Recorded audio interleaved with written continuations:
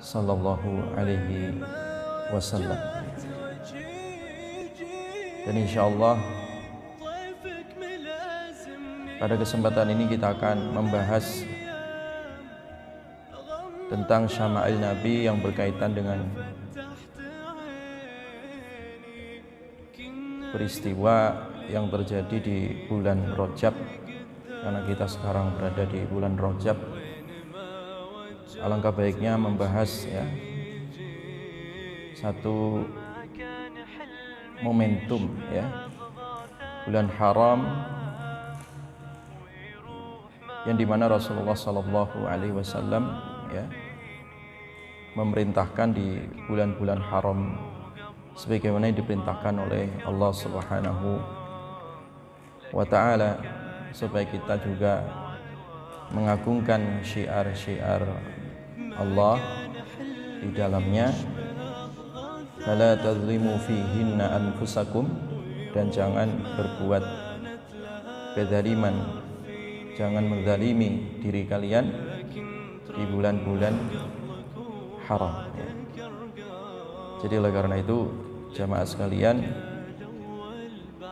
bulan Rajab ini sebagaimana dirajabkan oleh Rasulullah Sallallahu Alaihi Wasallam, termasuk minha arba'atun hurum, termasuk 4 bulan yang itu disebut sebagai bulan haram karena diharamkan tidak boleh berbuat kezaliman dan tidak boleh melakukan perang, mengalirkan darah, itu makanya disebut bulan haram. Bulan haram, orang-orang jahiliyah pun yang jahil mereka menghormati bulan ini, mereka tahu, orang-orang kafir ini juga tahu kemuliaan di bulan-bulan haram, maka mereka menghentikan perang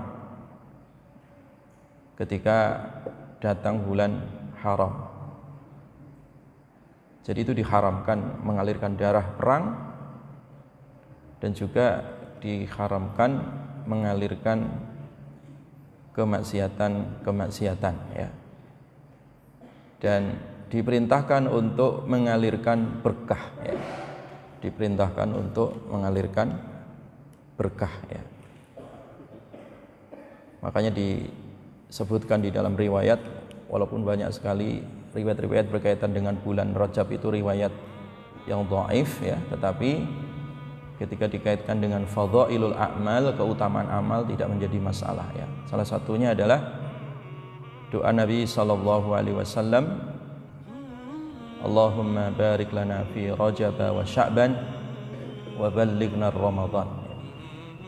Berkahi kami ya Allah di bulan Rajab, bulan Sya'ban, dan sampaikan di bulan Ramadan. Artinya bulan-bulan ini Rasulullah sallallahu alaihi wasallam telah melakukan persiapan-persiapan. Sejak bulan Rajab ini sudah mulai ada persiapan-persiapan untuk sampai kepada bulan Ramadan, minta keberkahan di bulan Rajab, bulan Sya'ban, dan bulan Ramadan, minta dipanjangkan usia supaya sampai di sana, karena ini adalah keutamaan, jangan sampai dilewatkan begitu saja. Jangan kalah sama Indomaret, Alfamaret, itu udah bulan-bulan ini udah persiapan dia, kue, biskuit, apalagi itu semua udah disiapin, itu urusan dunia, urusan duit, urusan bisnis, Nah, kita jangan kalah. Urusan yang sifatnya adalah perniagaan yang tidak pernah rugi, tidak pernah habis, itu perniagaan bersama Allah Subhanahu wa Ta'ala, Jadi oleh karena itu inna syahra Rajab syahrun azim, termasuk bulan-bulan haram yang dimuliakan oleh Allah Subhanahu wa Ta'ala dan dimuliakan oleh Rasulnya Sallallahu Alaihi Wasallam. Jamaah sekalian yang dirahmati oleh Allah, nah salah satu peristiwa yang banyak disebutkan oleh para ulama di bulan ini, salah satunya adalah terjadinya Isra dan Mi'raj, Walaupun itu terjadi banyak khilaf dalam sejarah, tapi saya menyebutkan dan mengambil pendapat dari para ulama-ulama yang kemudian mereka berpendapat peristiwa Mi'raj atau Isra dan Mi'raj itu terjadi di bulan Rajab. Itu sebagian ulama berpendapat seperti itu ya. Nah, di dalam peristiwa itu jamaah sekalian disebutkan ya secara detail peristiwa Mi'raj ini. Nanti silakan dibuka surat An-Najm ya, wan najmi idza hawa ma dhalla sahibukum wa ma ghawa wa ma yantiqu 'anil hawa in huwa illa wahyu yuha, dan seterusnya ya. Itu baca terjemahnya ya, baca sejarahnya itu ayat ya. Salah satunya nanti akan menjelaskan dan menerangkan tentang peristiwa Mi'raj itu. Nah, yang ingin saya garis bawahi di sini berkaitan dengan hadis Mi'raj, banyak sekali peristiwa-peristiwa yang terjadi dan itu sudah sering diulang-ulang oleh para ustadz, para dai ya. Saya hanya ingin menyampaikan hal-hal yang terpokok ya, yang terpenting, yang itu ada nilai syama'ilnya dan juga nilai yang bisa kita petik ya dari perjalanan itu ya, supaya ini menjadi pendorong ya, menjadi motivasi dan juga menjadi gagasan sehingga kita mengaktualisasikan peristiwa ini ya, menjadi sebuah hal yang penting dan sebuah hal yang bisa kita praktekkan di dalam kehidupan, yaitu ketika Rasulullah Sallallahu Alaihi Wasallam ya, ketika hendak didatangkan kendaraan yang akan dinaiki oleh baginda Rasulullah Sallallahu Alaihi Wasallam, yaitu yang dikenal dengan buraq ya, buraq. Jadi kendaraan yang dinaiki Nabi ketika peristiwa Isra Mi'raj itu adalah kendaraan yang disebut dengan buraq ya. Nah, ketika didatangkan itu buraq ya, ketika didatangkan untuk dinaiki Rasulullah Sallallahu Alaihi Wasallam, itu sudah diberikan tali ya, kekang pengendali, dan juga sudah dikasih apa namanya apa itu kalau pelana ya. Nah, sudah disiapkan oleh malaikat Jibril, tetapi sikapnya buraq ini ya tidak tenang ya, artinya masih gerak sana gerak sini gitu ya. Jadi fastas'aba alaihi, sehingga Nabi ketika mau naik ya, naik buraq itu agak kesulitan. Karena apa? Dia nggak tenang itu si buraqnya. Ya, kendaraan bayangkan saja kalau dia oleng sana oleng sini, ya kita naik kan susah juga. Nah, demikian juga Rasulullah, karena si buraq ini tidak tenang ya, tidak diam ya, masih gerak sana gerak sini ya. Maka fastas'aba alaih, kesulitan Nabi untuk menaikinya. Ketika melihat itu ya, ketika Nabi kesulitan untuk menaiki buraq, malaikat Jibril langsung menegur itu si buraq, ditegur langsung oleh malaikat Jibril. Faqala lahu Jibril, maka Jibril langsung berkata kepada si buraq tadi ya, Abi Muhammadin taf'alu hadza, Abi Muhammadin taf'alu hadza, kamu itu ya tega melakukan ini dengan Muhammad, apa pantas seperti ini engkau lakukan kepada Nabi Muhammad sallallahu alaihi wasallam.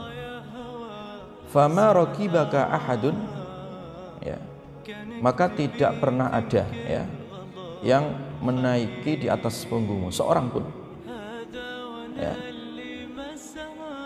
Tidak ada orang yang pernah menaiki di atas punggungmu akram, yang lebih mulia Allah di sisi Allah, minhu, daripada baginda Rasulullah sallallahu alaihi wasallam. Jadi seketika itu Buraq langsung ditegur oleh malaikat Jibril, tidak ada di muka bumi ini orang semulia Nabi yang pernah menaiki di atas punggungmu itu. Ya. Farfadha araqan. Bayangkan, seketika itu Buraq langsung diam dan keluar keringat. Ya, keluar keringat. Jamaah sekalian yang dirahmati oleh Allah, apa pelajaran yang bisa dipetik dari peristiwa ini? Ya, apa yang bisa dipetik dari peristiwa ini? Bahwa ya, Buraq saja yang statusnya bukan manusia, dia hewan. Ya, statusnya Buraq itu hewan, kendaraan, tunggangan. Itu saja diperintahkan malaikat Jibril, diperintahkan oleh Allah untuk beradab kepada Rasulullah Sallallahu Alaihi Wasallam. Bagaimana dengan kita manusia yang punya akal? Hewan saja diperintahkan beradab kepada Rasulullah Sallallahu Alaihi Wasallam. Ya, itu peristiwa yang penting yang harus digarisbawahi, dan mungkin jamaah jarang mendengar hadis ini. Saya yakin jarang hadis ini disampaikan. Tetapi ini saya sampaikan karena ada yang menarik dari hadis ini. Ya, ini dituangkan di dalam hadis-hadis Syama'il, khususnya dijadikan muqaddimah, pembuka dari satu kitab Syama'il yang ditulis oleh Imam Qadhil Iyad, ya, yang disebut dengan kitab Asy-Syifa, ya. Kitab Asy-Syifa ini, ya. Jadi hewan saja Buraq, ya, itu diperintahkan untuk beradab di hadapan Rasulullah SAW. Enggak boleh ibaratnya gerak sana, gerak sini, oleng sana, oleng sini. Tidak bagus. Apa seperti itu kamu kerjakan untuk Nabi Muhammad SAW?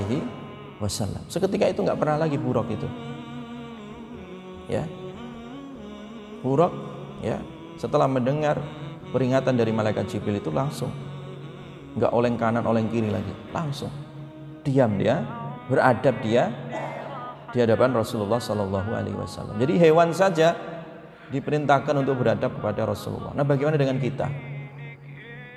Kita yang sebagai umatnya, ya, kita yang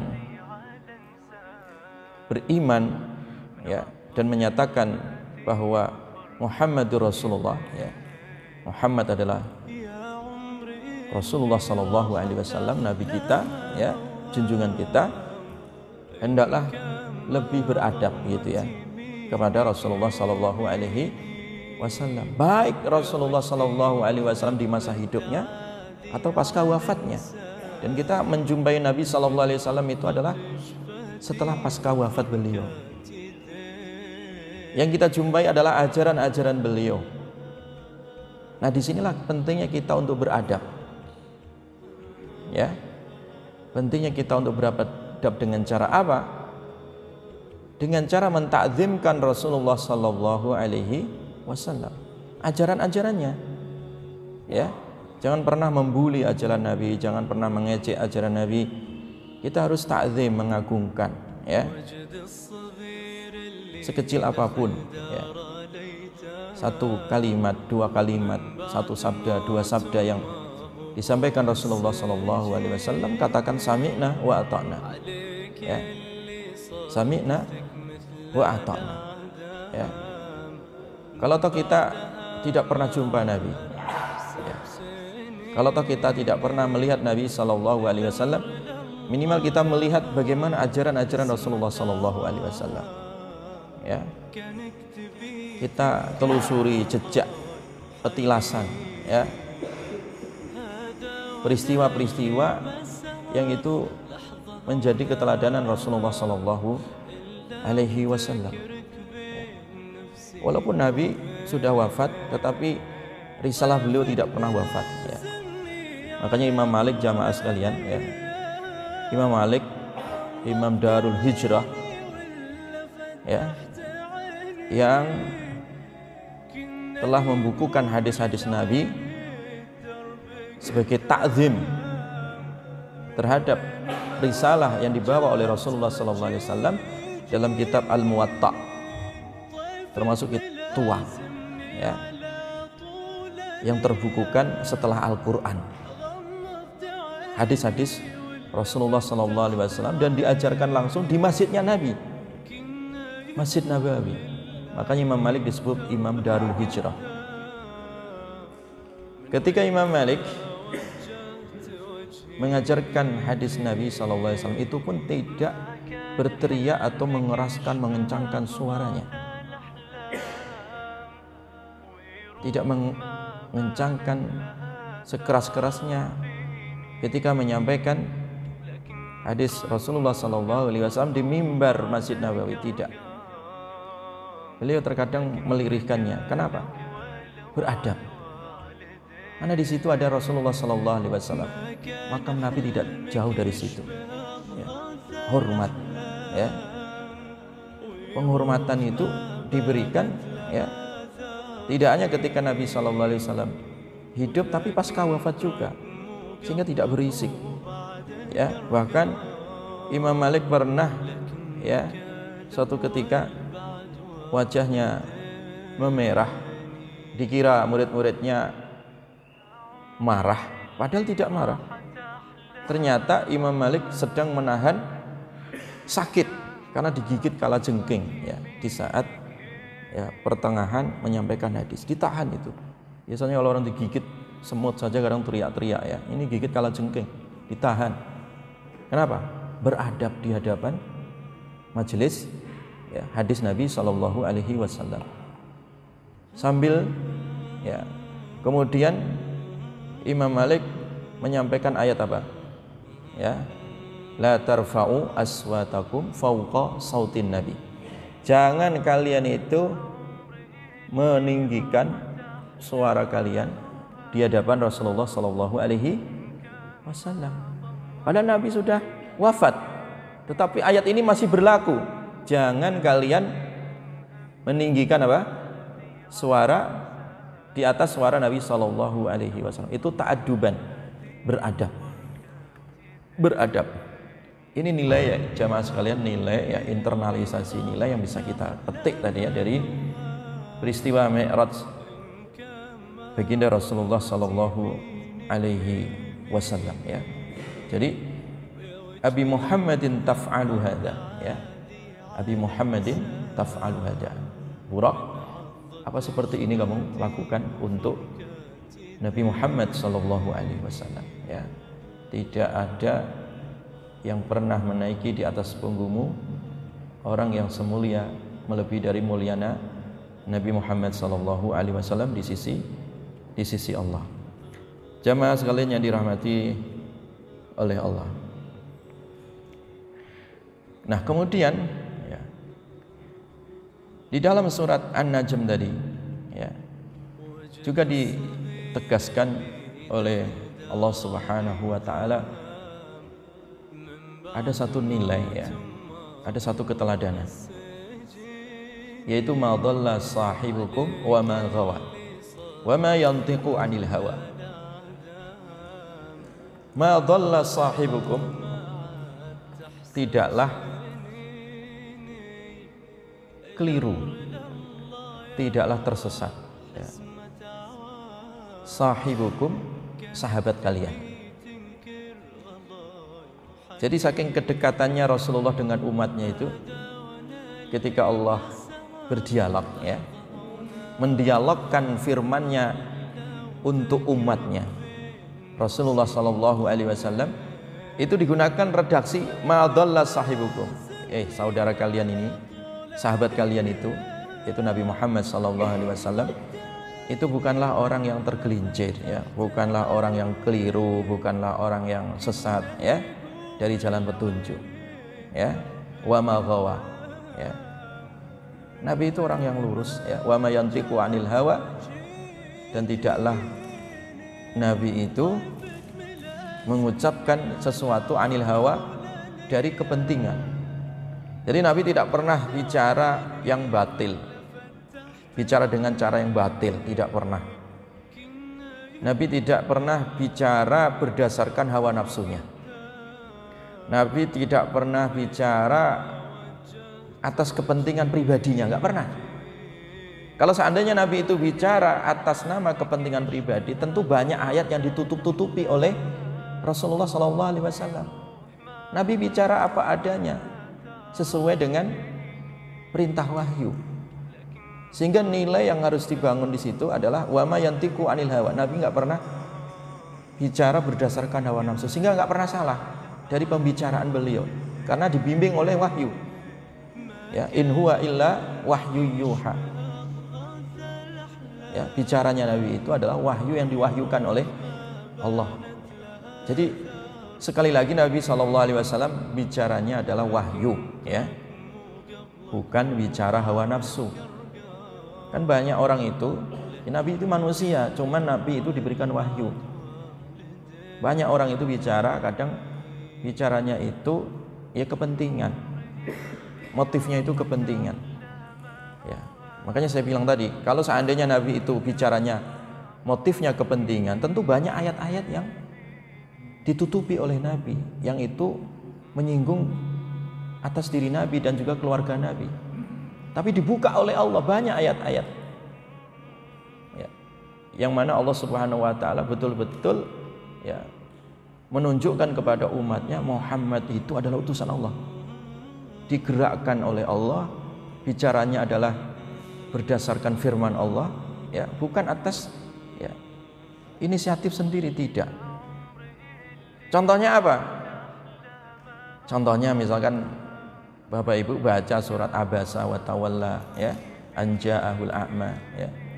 Itu kalau seandainya surat Abasa itu adalah produk budaya atau itu adalah ucapan Nabi sendiri atas dasar hawa nafsu, ya tentu yang pertama kali ditutupi oleh Nabi ya surat ini. Kenapa? Karena surat ini datang, ya, untuk, ya, memberikan peringatan. Ya, yang namanya manusia ada kecondongan-kecondongan. Meluruskan supaya tidak melakukan tindakan, ucapan kecuali atas dasar perintah Allah. Apa peristiwa itu? Nabi pernah abasa. Abasa itu bermuka masam. Ya namanya manusia. Ya, bermuka masam ya terkadang karena satu momentum atau karena suatu keadaan, ya, bermuka masam itu biasa sebenarnya. Jadi abasa wa tawalla an ja'ahul a'ma. Ketika kedatangan tamu waktu itu orang yang buta, yaitu Umi Maktum, ya, datang karena orang buta, ya, nggak ngelihat Nabi sedang bicara dengan siapa, tidak melihat kalau di situ ada tamu-tamu pembesar Quraisy, ya, datang langsung nyelonong duduk di depan Nabi. Ya sebagai manusia, ini orang tiba-tiba datang aja gitu, ya, datang nggak diundang begitu, ya, tiba-tiba datang duduk. Nah kira-kira perasaan Bapak gimana? Mungkin secara manusiawi ya merengut gitu, ya, atau wajar kalau muka masam, dia datang nggak diundang, ya kan, tiba-tiba datang dan duduk langsung, ya. Sebenarnya yang salah bukan Nabi dan bukan juga salah Umi Maktum, karena nggak salah dia, beliau buta. Kalau seandainya nggak buta ya melihat, kan gitu. Nah terjadilah abasa wa tawalla an ja'ahul a'ma. Nabi spontanitas ada muka masam. Nabi bermuka masam aja nggak boleh sama Allah, nggak boleh, Pak. Ditegur oleh Allah yang menunjukkan Nabi itu maksum gitu. Jadi cara Nabi, ya, mengekspresikan muka saja itu dibimbing wahyu kok. Jadi bukan asal-asalan saya punya muka sendiri, ya, mau apa terserah. Tidak seperti itu. Jadi kita punya muka pun, ya, kalau kita melihat bagaimana Nabi SAW itu, ya, mimik muka beliau itu pun dikendalikan oleh wahyu. Bayangkan.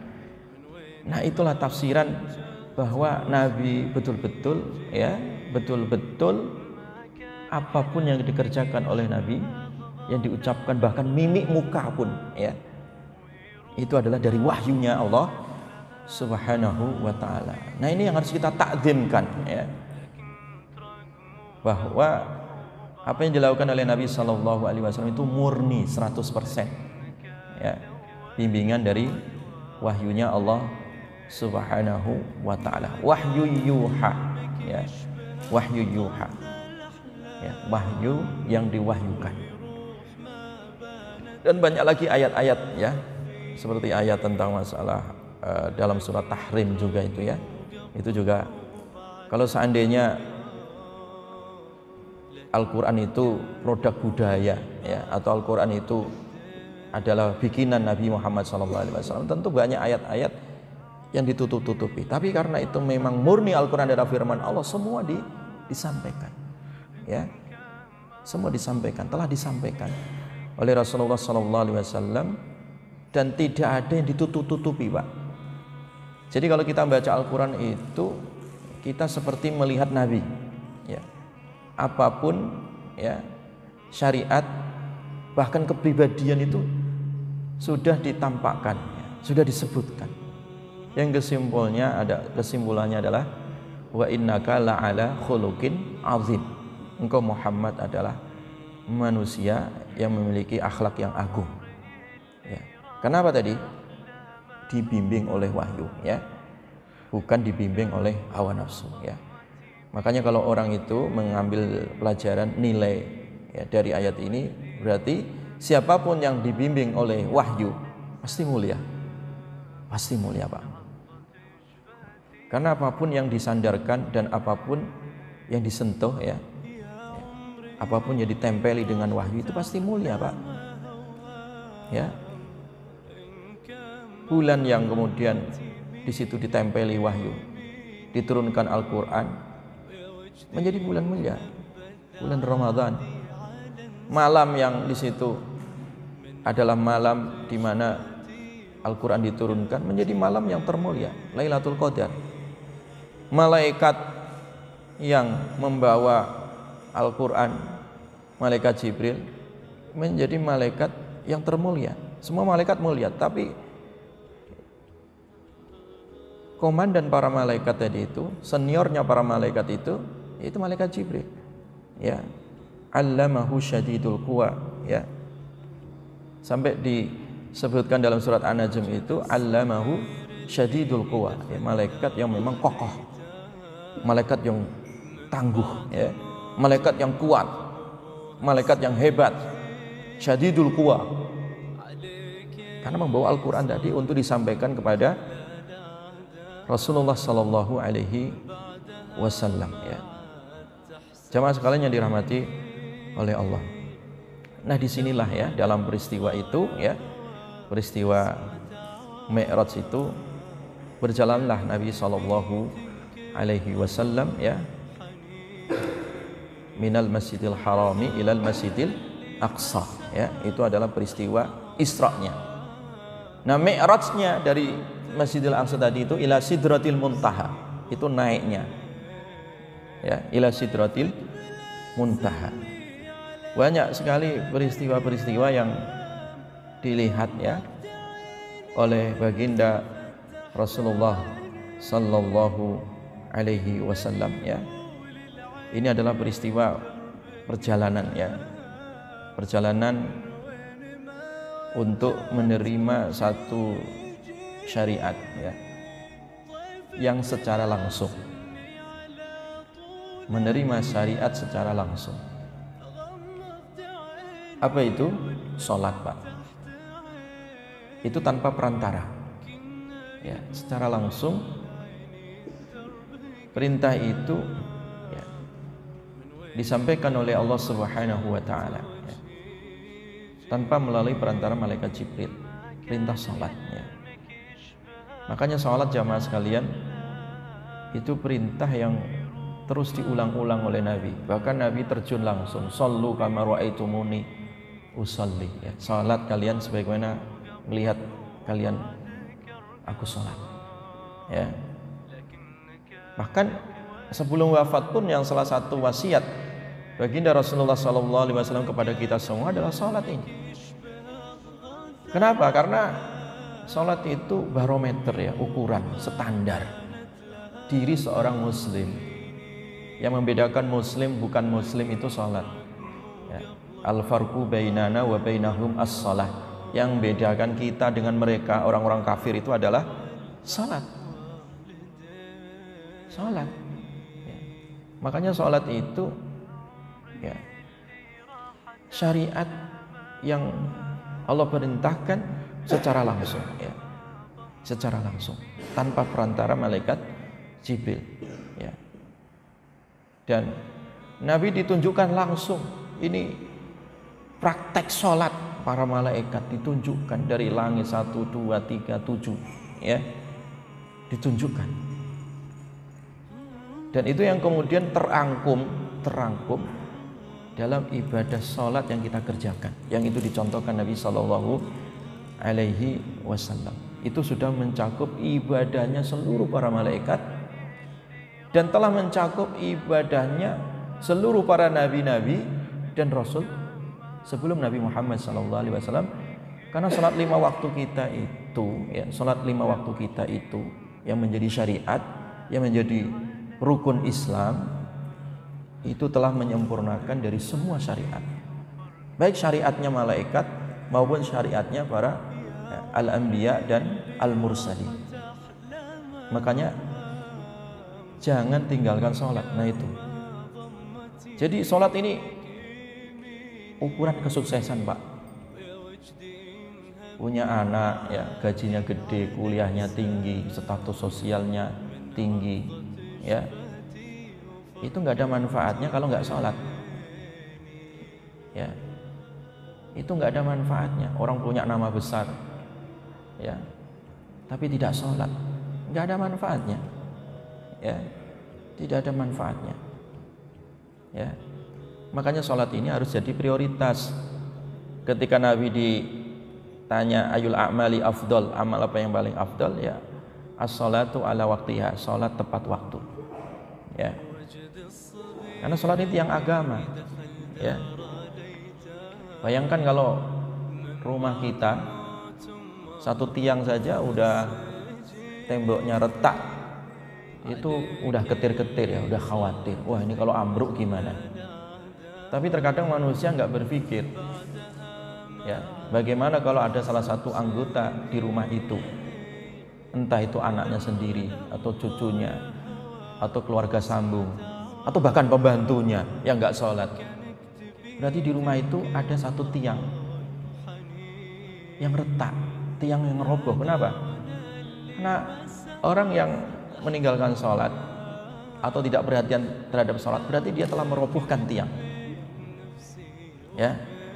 Makanya salah satu perintah dalam keluarga supaya kita ekstra sabar itu adalah masalah sholat.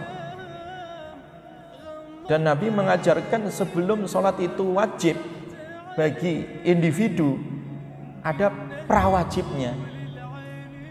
Walaupun anak belum balik, belum mukallaf, tapi ada kegiatan prawajib. 7 tahun itu harus sudah bisa sholat dan sudah bisa diperintah sholat, ya. Makanya pendidikan dasar itu sebenarnya bagaimana sih supaya anak kita itu sudah mahir sholatnya. Sebelum diajari bahasa Inggris, dikursuskan matematika, kursuskan sholat dulu, ya. Nggak usah diajari macam-macam lah, ya, anak SD itu. Yang sekarang pelajaran anak SD itu udah kayak kuliah, ya, bukunya tebel-tebel, pakai tematik, gurunya juga pusing, orang tuanya pusing, anaknya pusing, ya. Adakah materi sholat di situ? Kalau tidak ada, ngapain bingung-bingung, Pak? Yang penting anak itu sholat. Itu ukuran kesuksesan gitu, ya. Salah satu standar anak 7 tahun, 8 tahun, 9 tahun, 10 tahun itu dikasih rentang waktu oleh Nabi, perintahkan sholat. 7 tahun itu udah mulai aktif sholat, ya. Dan sabar di situ. Nanti kalau 10 tahun kok belum sholat, kasih sanksi, ya, jangan dibiarkan, ya. Itu kesuksesan, ya. Kenapa? Karena qad aflahal mu'minun, ya. Suksesnya orang mukmin itu ya dengan sholat yang khusyuk itu, ya. Jamaah sekalian yang dirahmati oleh Allah Subhanahu wa taala, ya.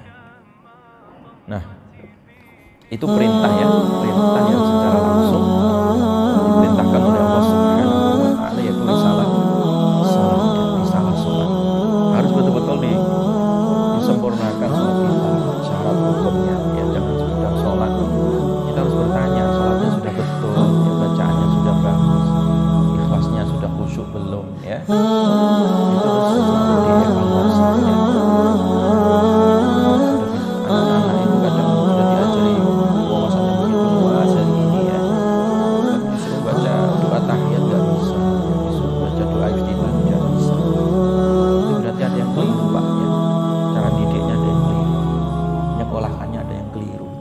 جمال الوجود بذكر الإله وتصفو الحياة بنور هدى جمال الوجود بذكر الإله وتصفو الحياة بنور هدى وتطلب نفس له طاعة ويبلغ سعد إلى منتهى فؤاد شغوف إلى ربه أحب رضاه أحب لقاه يظل يجيء إلى قوة قرار ويسمو ذا مرتضى فلا لهو يثنيه عن سيره ولا جمع مال تغى الشهوات إذا ما ينادي منادي الفلاح تراه لذاك يحث خطاه تراه لذاك يحث خطاه جمال الوجود بذكر الإله وتصفو الحياة بنور هدى جمال الوجود بذكر الإله وتصفو الحياة بنور هدى وتطرب نفس له طاعة ويبلغ سعد إلى منتهى يتم ربي أيا غافرا رجوتك عفوا ولا لي سواه ودمع يسيل على مصحف به يصل الله صلاتهم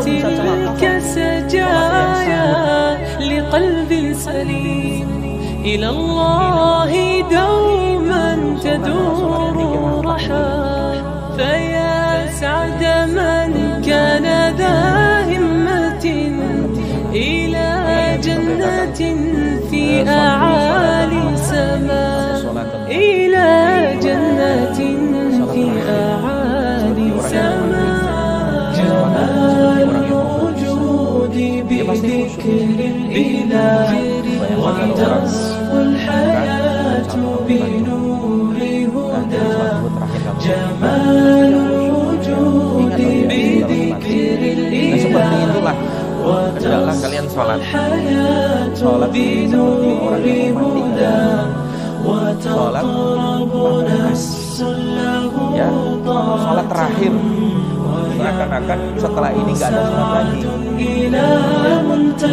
Seperti itu mindset yang harus dibangun supaya apa? Khusyuk ya di dalam apa? Sholatnya. Dan sholat ini adalah ya sebagai tempat ya berlabuh pertama, tempat peristirahatan pertama kalau kita punya masalah gitu ya. Nabi itu kalau punya masalah, beban yang berat ya, problematika hidup, larinya kemana Pak? Sholat. Ya Bilal arihna bis sholat. Bilal, istirahatkan jiwa-jiwa kami dengan sholat. Jadi sholat Pak, cara mengistirahatkan diri, menenangkan diri dari segala macam urusan itu dengan sholat ya.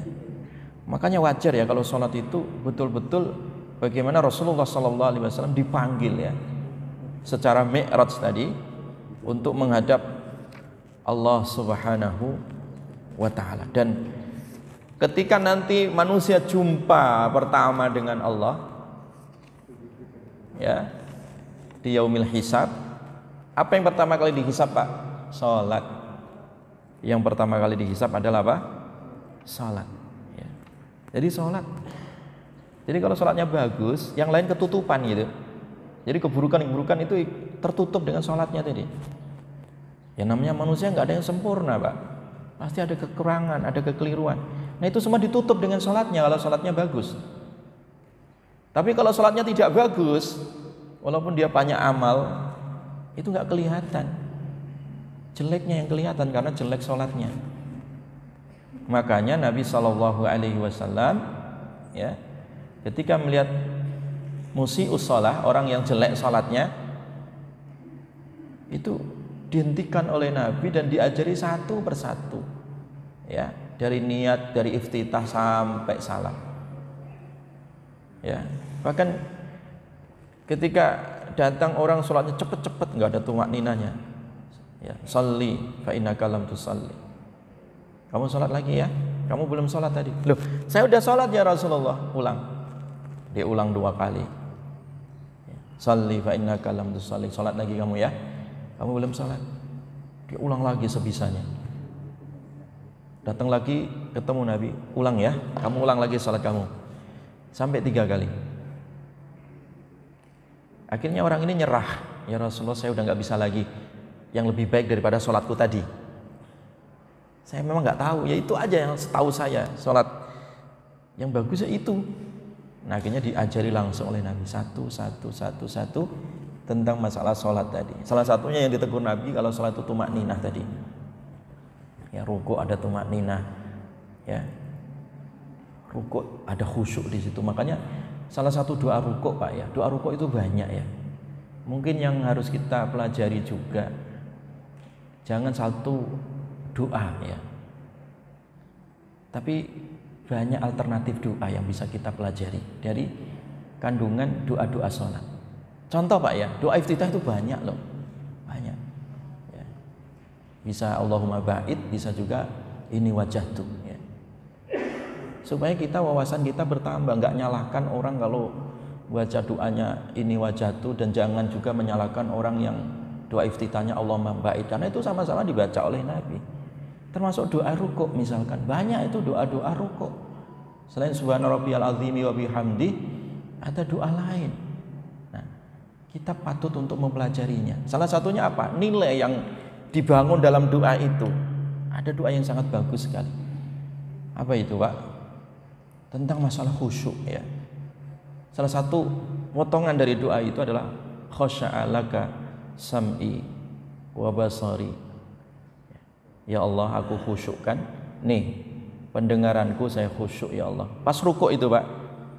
Salah satu doa yang dibaca Nabi itu khasya'alaka sam'i wa basari.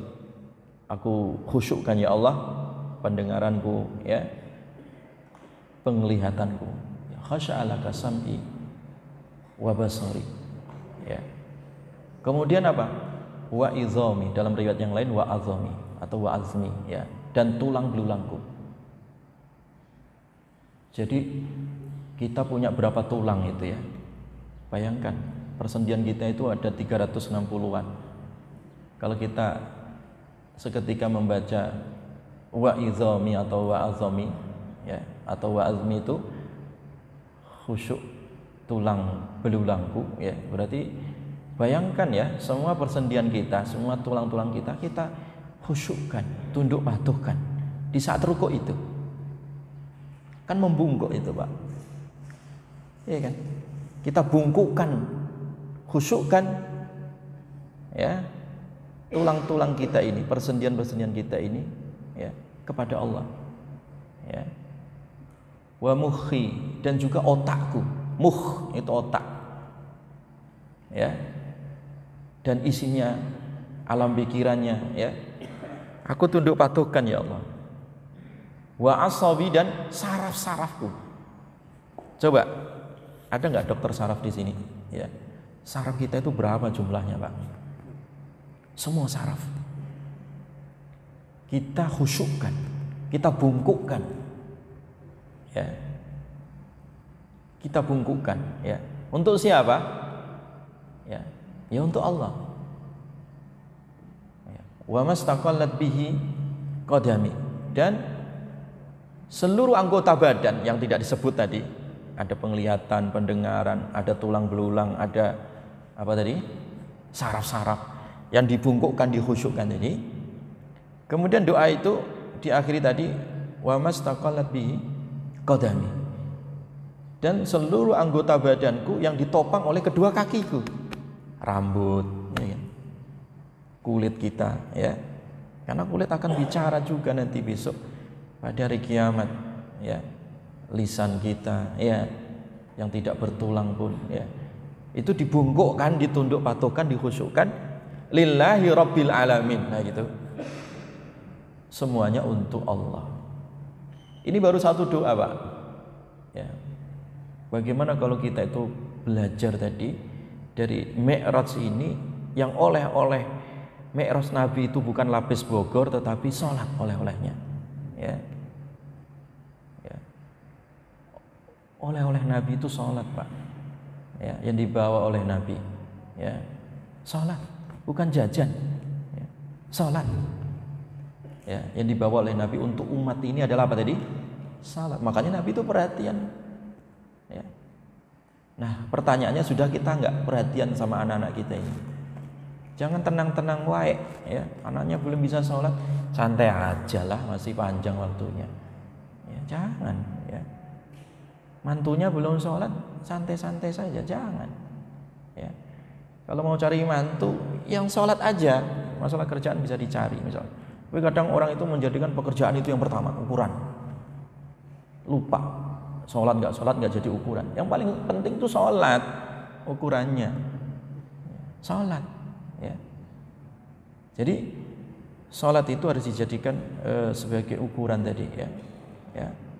Sehingga kalau sholatnya benar, ya, tanha anil fahsya'i wal munkar, akhlaknya pasti baik, ya. Orang kalau sholatnya baik itu, ya, akhlaknya pasti baik. Orang kalau nggak jujur berarti sholatnya nggak baik, begitu, ya kan? Orang nggak korupsi itu pasti masalah di sholatnya, Pak. Iya, serius itu, masalah di sholatnya, ya. Makanya kalau memilih anggota dewan itu yang sholat, yang perhatian sholat. Kalau nggak sholat gimana dia mau bikin undang-undang, ya? Gimana dia mau bikin kebijakan dari orang-orang yang nggak sholat? Ya pasti kebijakannya ngawur, Pak. Kebijakannya itu menyengsarakan rakyat. Makanya jangan heran kalau banyak kebijakan-kebijakan yang nggak pro rakyat, ya, pro oligarki, ya, kebijakan-kebijakan yang malah justru menyusahkan. Itu mungkin karena lahir dari orang-orang yang nggak sholat, atau lahir dari orang-orang yang sholat tapi sholatnya nggak beres. Iya, serius itu, nggak usah jauh-jauh. Lah orang kalau sholatnya beres itu sederhana, pasti kebijakannya bagus, Pak. Dia takut sama Allah, Pak, ya. Ya. Ya. Dia diperintahkan untuk punya akhlak kok, ya. Jamaah sekalian yang dirahmati oleh Allah Subhanahu wa taala. Jam berapa sekarang? Udah habis, Pak? Masih? Oh, udah jam 6 lewat ya? Enggak terasa ini. Cukup, Pak, ya? Sebenarnya panjang sekali, ya, peristiwa-peristiwa, tapi itu saja yang saya sampaikan. Barangkali itu mewakili yang tidak saya sebutkan peristiwa-peristiwa semuanya karena sudah dibahas oleh para ustadz yang lain. Saya ingin hanya menggarisbawahi tadi nilai syama'il yang ada di situ, ya, ya, yang itu menjadi titik poin, ya, di dalam peristiwa Isra dan Mi'raj, yaitu nilai adab dan juga nilai-nilai sholat tadi. Itu yang terpenting yang ingin saya sampaikan tadi di kajian Syama'il ini. Mudah-mudahan Allah Subhanahu wa taala senantiasa, ya, memudahkan kita semua untuk mengikuti jejak Rasulullah sallallahu alaihi wasallam dan menyempurnakan syahadat kita, syahadat Muhammad Rasulullah, dalam bentuk aktualisasi, ya, menghidupkan sunnah-sunnah Nabi sallallahu alaihi wasallam di dalam kehidupan nyata. Wallahu a'lam bishawab. Subhanakallahumma wa bihamdika asyhadu an la ilaha illa anta astaghfiruka wa atubu ilaik. Saya kira itu. Assalamualaikum warahmatullahi wabarakatuh.